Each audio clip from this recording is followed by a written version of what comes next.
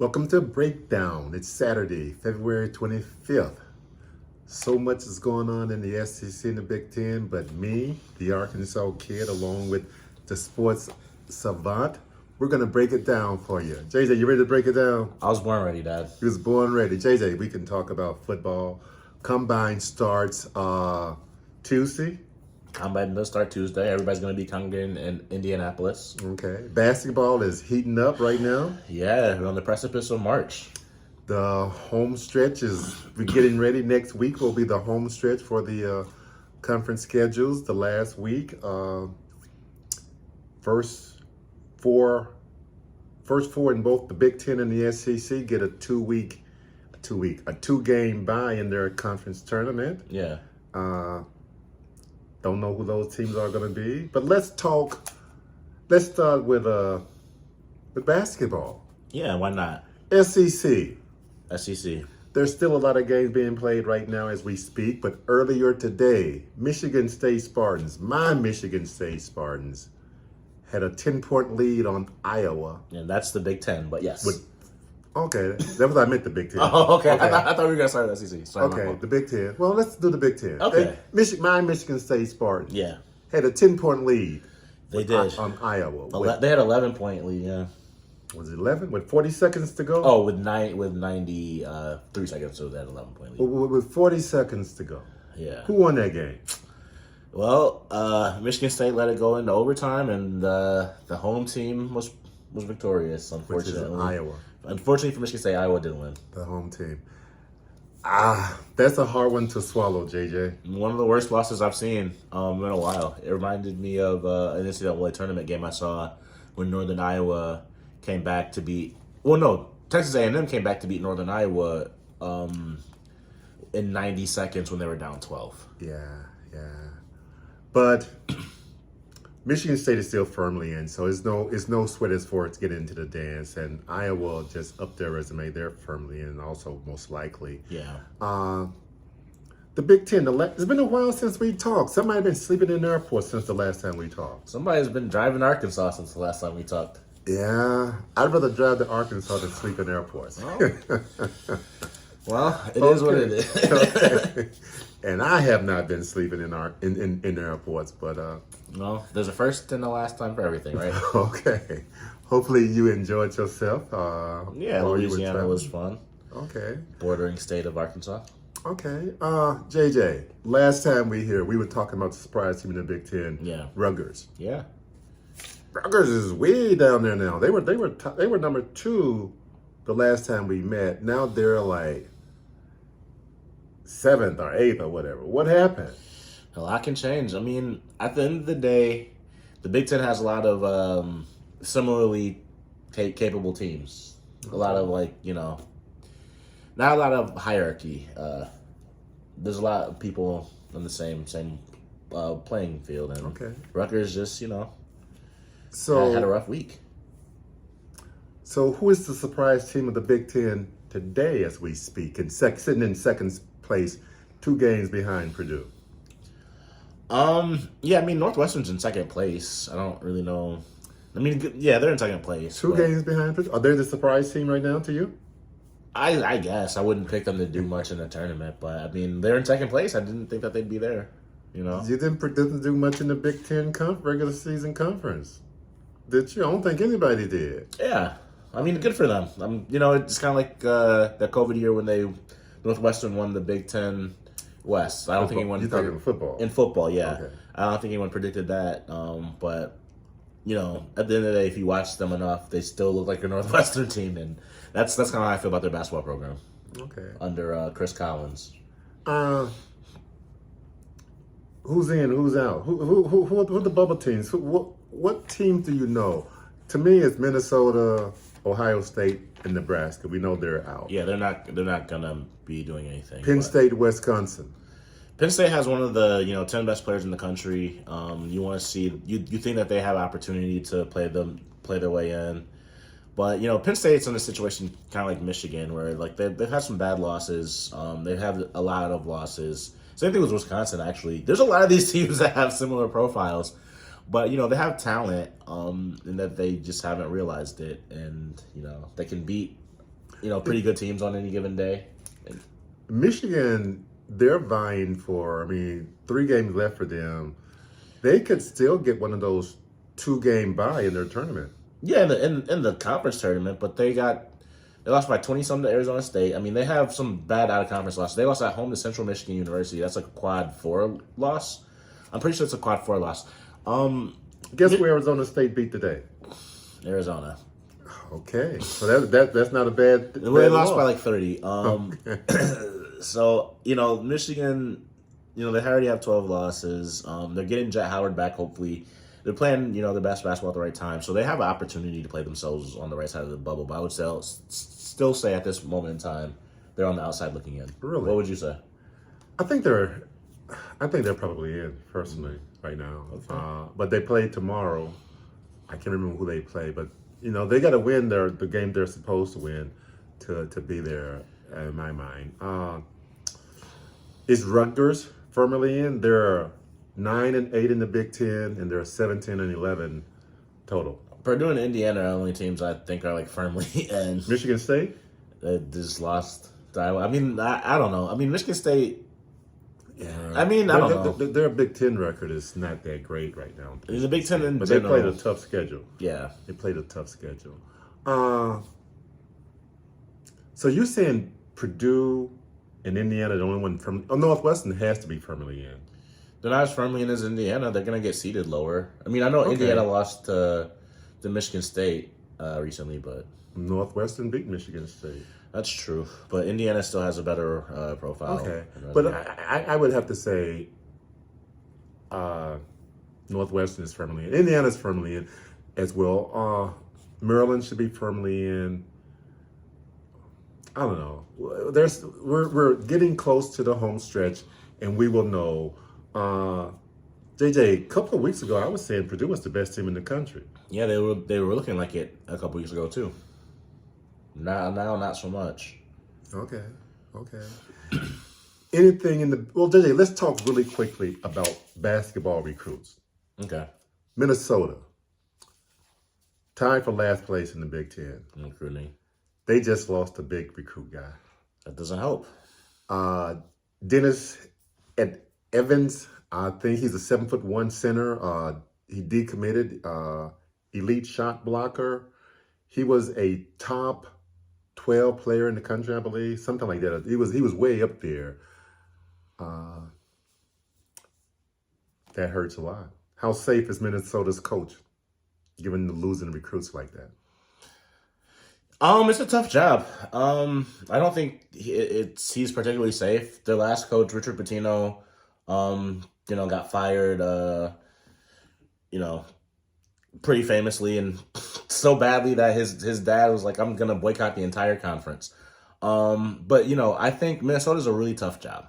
I know they made it to a Final Four in '97 under improper benefits and everything like that they needed to get there. But it's a very tough job. Wisconsin's a better job historically. Illinois is a better job. Michigan State, Ohio State. Okay. It's just Iowa's better. So only thing with Nebraska's on the team worse? Yeah, about. So I would say Nebraska's the only school worse for a basketball. Before recently, I would have said Rutgers, but Rutgers finally got a coach that seems to know what he's doing, and obviously Northwestern made it to the tournament for the first time within the past decade. So that's also not a great job, but at least Northwestern you have Chicago. True. Minnesota doesn't have the most fertile recruiting base either for basketball. So before we move to the SEC, how many in for the Big Ten? I'm gonna still say like 9. Like that's the climate of college basketball today. Okay. They have a whole lot of mediocre teams, but some teams have to make it. Okay, let's talk about the SEC. Let's talk about it. Since I originally said SEC and went to the Big Ten, SEC lost a coach this week. Yeah, they did. Kermit Davis. He was let go by Ole Miss. Mississippi. Yeah, Ole Miss. He was 10-18. Yeah. This season. He was 2-13 in the SEC. Yeah. Talk about replacement. Who are you hearing? It's funny. He was announced to be let go the day after Rick Pitino announced publicly that he wanted a big job. A lot of people did tie that to the timing, to the fact that Rick Pitino made that announcement in the effort to pursue him. But Rick Pitino, he's known for liking the big city life a little bit more, and opportunities like such that. And I don't think Ole Miss is necessarily. Oxford, Mississippi might not be like the metropolitan. Oxford doesn't work for him. Might not be the metropolitan city that's so you might want. Okay, so Mississippi might not be getting Rick Pitino. Might not. No. I've been hearing, and tell me which one you prefer. Chris Beard. I've heard that. Will Wade. Yeah, he's a good Okay, coach. Will Wade left fired from LSU with not a good thing there. But Chris Beard was let go with a much worse thing there. So interesting you say that, because Yeah. if you look at the legal system, the allegedly victim said that what he did was in self-defense, and the prosecutor have dropped all charges. yeah, because she wants what's best for her bank account as well. Well, If you look at the legal system for Will Wade, legally he's just as legally clear. He had that phone call recording where Yeah. Well, the police there was a police reporter that had to record a different phone call in Chris Beard's case. I don't know. As an Ole Miss fan, I would be hesitant to go the Chris Beard route, but he is a really good coach, and okay, he's going to get a good job. who would you be inclined to go with if you were a Mississippi fan? It's a tough situation. How good of a job is Mississippi? Is it better than Mississippi State? Yes. Okay. It's tough because you're in the region. Oxford, Mississippi, it's near Memphis. Memphis is a better job than Mississippi. Yeah. Arkansas is a better job than Mississippi. In the same conference, but a long ways away. That's yeah. But you border Arkansas. True. And Arkansas has been doing a better job of locking down the state. And then Oxford, Mississippi is of course also it borders like Tennessee. I mean Memphis specifically, Right. but Yeah. the whole state of Tennessee. And it's not that far Tennessee from Louisiana as well. Yeah. Yeah.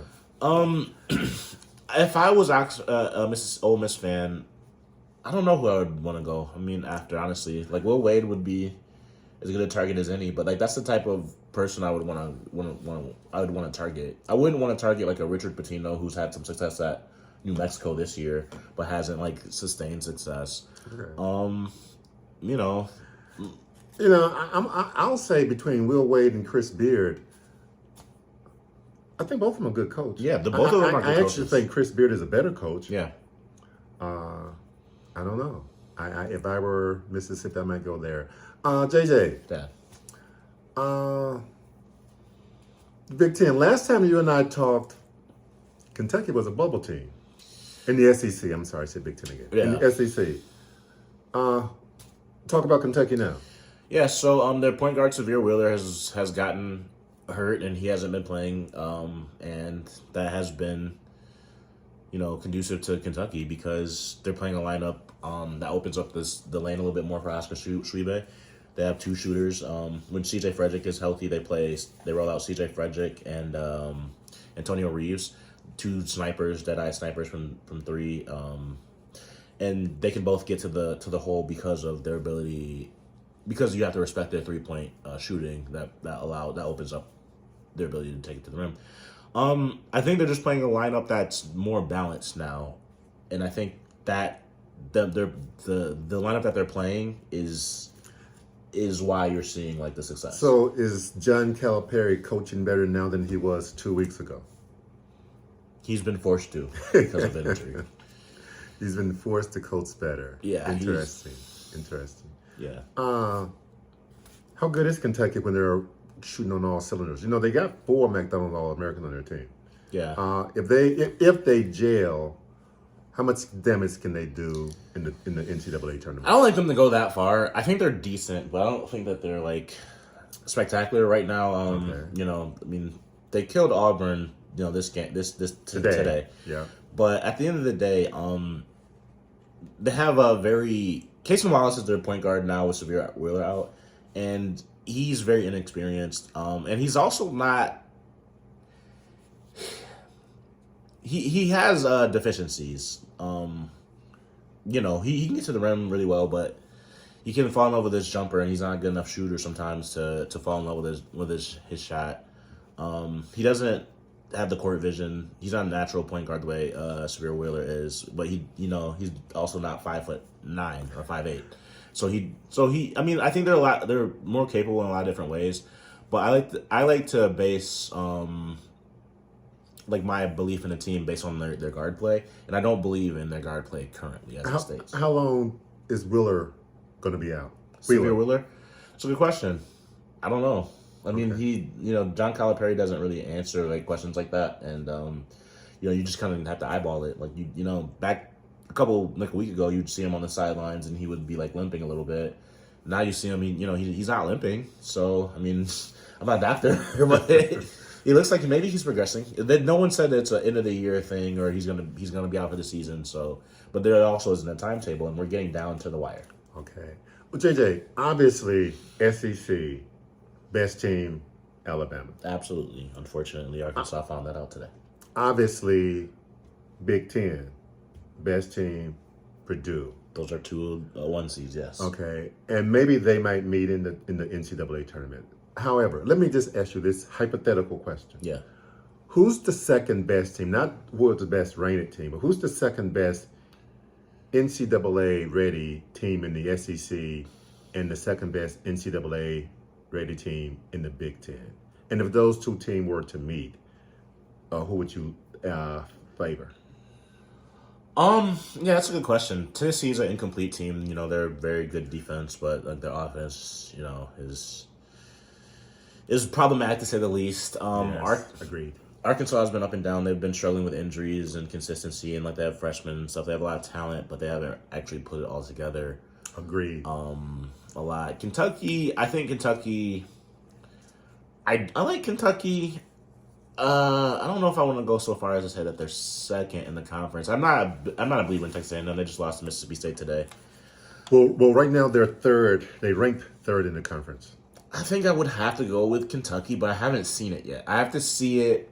I have to see Cason Wallace be the maestro, be the actual leader of the team, like the point guard. I'd like to see that. I'd like to see him play in tandem with Severe Wheeler, where they take turns, where it's not just Severe Wheeler running the show.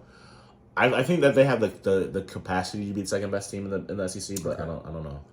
Well, the last game of the season, regular season, they're going down in Fayetteville. But JJ, let's go to the Big Ten. Similar issue in the Big Ten. Like, who's the second best team? That's my question. Yeah. And if the second best team in the Big Ten were to play the second best team in the SEC, take it. Tell me. I think a dark horse would be Michigan State. Over Indiana. Well, yeah, they have better guards. Okay. But I think that they're going to do better in the tournament because of you think the guard play. They who? Michigan State. Okay. Because of the guard play. They should be Indiana twice, actually. They should have been a couple weeks ago, but Tyson Walker is playing at a whole nother level. Like, no one can stay in front of him. He is playing with confidence. He's playing with... Well, Michigan State has already defeated Kentucky this year, right? Yeah, sure. But, they could beat Kentucky, yeah. Well, no, I was just... I asked you, for if the two second teams were to meet up.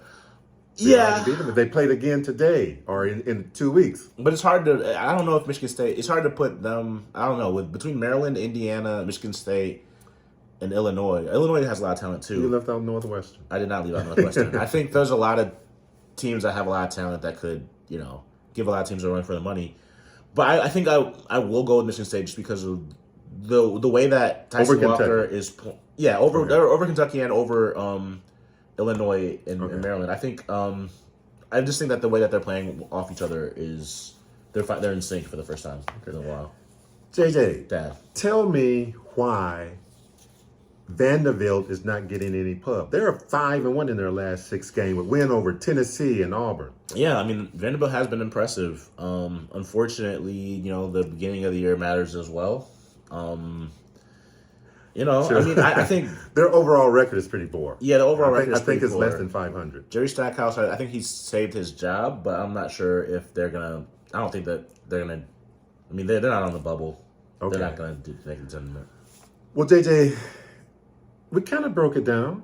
Did we leave anything out? There's a lot more we're going to hit as the season progresses, especially some football. But anything you want to talk about? No, I got nothing to add. Okay, I'm going to say one thing. WPS, Woo Pig Suey. I'll